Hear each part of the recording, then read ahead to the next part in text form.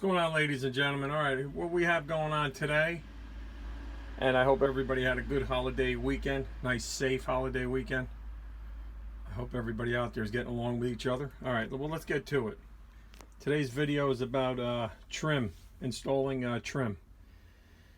I did some door and window trim work, and what I have to do today is I have to complete the baseboard. I got to go out and buy some baseboard and install it, and then after that I'll do a little bit of painting and we'll be good with that job.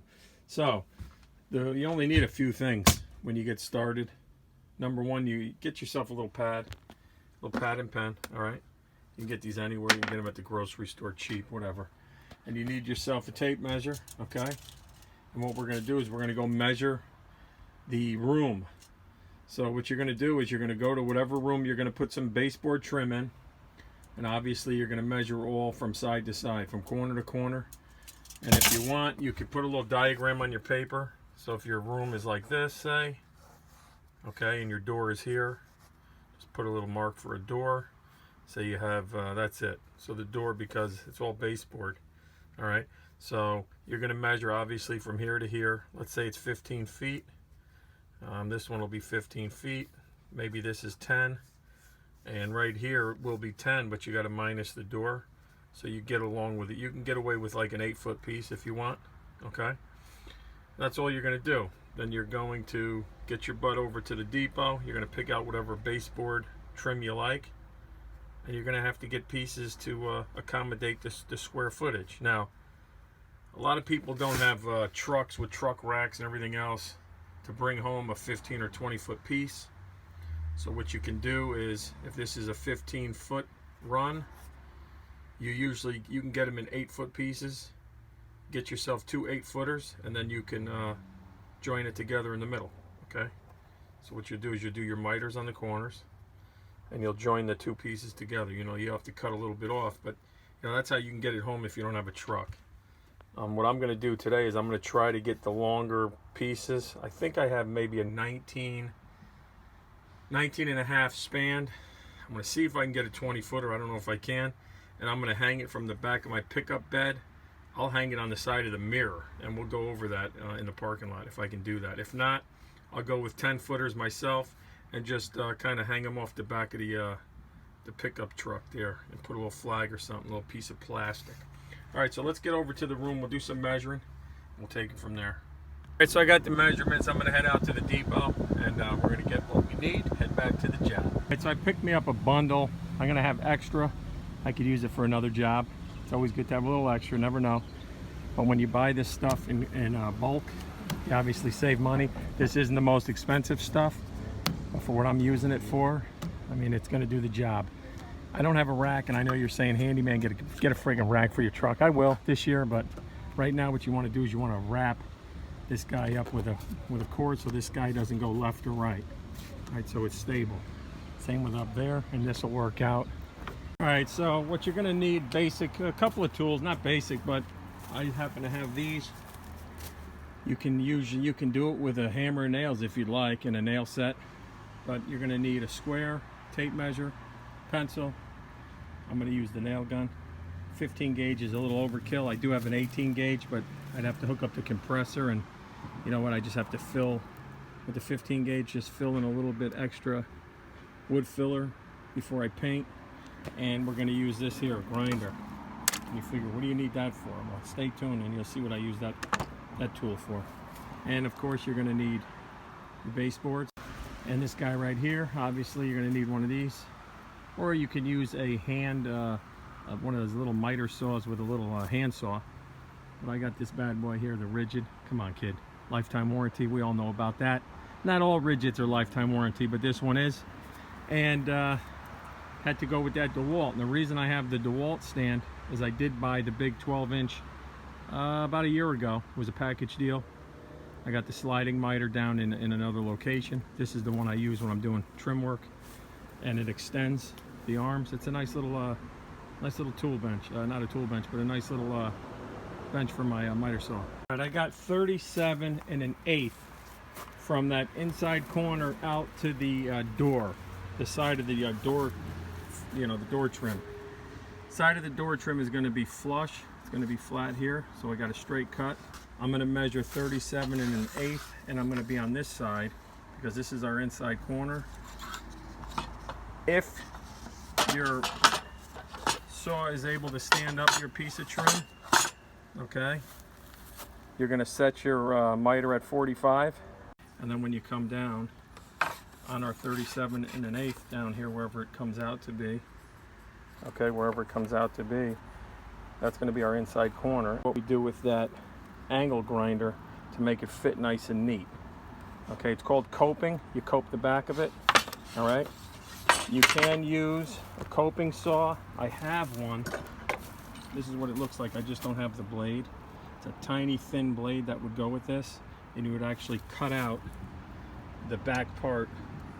All this thickness, you would cut the back part out, and I'll show you with the grinder what I mean. So when you butt these up in the corners, they fit nice and neat. Now this is an easy piece of trim because there's not a lot of detail to it. It's inexpensive. You just got one little detail up at the top. You could put a little cord around if you want on the floor, but I think it's going to be fine just sitting on the floor by itself. Measure from one end to the other. 37 1/8 is right there on the line. So I take my square, okay, and I bring it up to the line right there, and then I'm going to mark it just like this,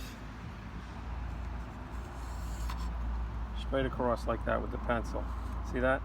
And that's my straight edge right there. That's where I want to cut. I'm going to cut that on a 45. You're going to hold it up. I couldn't film it. Well, I can't do two things at once, but I brought it over to my line just like that. I marked it at 45 and I cut it. Okay, so we're going to put that against the wall, and obviously the next piece is going to come this way. All right, so I got both 45s on each piece. Now, in a perfect world, the rooms are perfectly square, everything is perfect, so when you get it down on the floor, you have a nice miter, you have a nice tight joint, okay? The fact of the matter is it could be off, so you'll have a little open like this, you'll have it like this maybe. You know, a lot of people, they'll do caulk, you might even have it open like this because it's not a perfect 45. So what we have to do is this part of the wood, which is the back side of this on the inside, this has to be grinded out, okay? The inside of that wood. So when we come and put this together, no matter if it's angled this way or this way, it'll slide and fit right into space, right into the, right into place there. So I'll show you what I do with the grinder to get rid of the back, so I can maneuver it when it's on the floor and it'll look professional, like bam, you know what I mean? So this is what we're gonna do. We grab the grinder. Okay, I'm not gonna be able to do this with the holding the phone, but I got a. All right, so you're gonna take the grinding wheel, all right? You're gonna brace this on something. You could use a workbench or a vise. I'm using this, on the job site. I'm using what I have, okay, which is the chair, the step. Turn it on, and I'm gonna grind the back of this out. Always wear safety glasses too.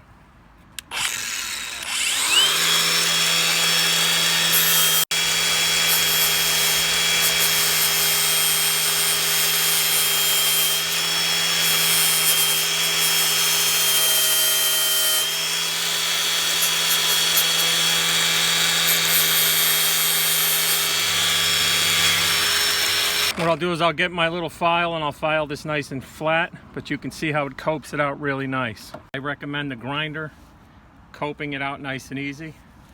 And yeah, let's go get it in there. We'll fit it and see what it looks like. It's pretty nice. I do a little bit of caulking, but you want to cope that corner. And when you have this type of flooring, you don't want to shoot a nail into the flooring. You want to get it on your 2x4 studs around the perimeter. You want to shoot it into the wall, not down into the floor. This floor still has to move. But that's how you get a pretty nice tight miter. Okay, and I'm going to continue to go around the entire room. And we're going to be just flush up against here, which looks nice. Say you have a long run and you want to just put your one piece in from here to the other end, okay? you butt it up against the wall flush, okay? Right up against the wall. All you really have to do is 45 one side and cope it out. You see the way I cope that thing out? All right. So when you come up into the corner like this, see it looks like a normal cut kind of, but because the back's missing, it literally can fit right on top of this. You see that? See the way it's fitting on top? See all the extra in the back? Okay? So if your wall's off a little bit, you can adjust it. You can put it like a shim in the back, and you can still fit this thing like a puzzle. See that? That's why coping is important when you're doing trim. You just put it just like that. Now, you can see the top is a little off because I went quick with that grinder, but I would use a little file to file that down nice and straight, and it would look nice. It would look like a nice mitered corner. Okay. So remember, you don't have to miter. You don't have to 45 every corner. You know, left to right. Put in a straight piece, and then come in from one corner with the cope. And you could use it. You know, do the grinder. You can see how nice that comes out with the grinder on the back side. And that's pretty straight. That's not bad at all. But definitely do the coping and use that grinder. Right here, the rigid. This is the Octane brushless kit, Octane, rigid, lifetime warranty. And I bought these discs on Amazon. I think I got like 30 of these for like 20 bucks. And these things work great. All right. So if you're looking for a nice sanding for your grinder, these guys right here, 120 grit, these little mini sandpaper pieces, that's what you want to get on Amazon. All right, let me put the last piece in. And we're all set with this one. All right, so we're done. We got the corners. They look good. All around the room. All right. Back in here, you can't see, but it came out nice. And that's it. That's how you put down a baseboard trim. Take your time, measure twice, cut once, and you know what we got to do now. Sonny?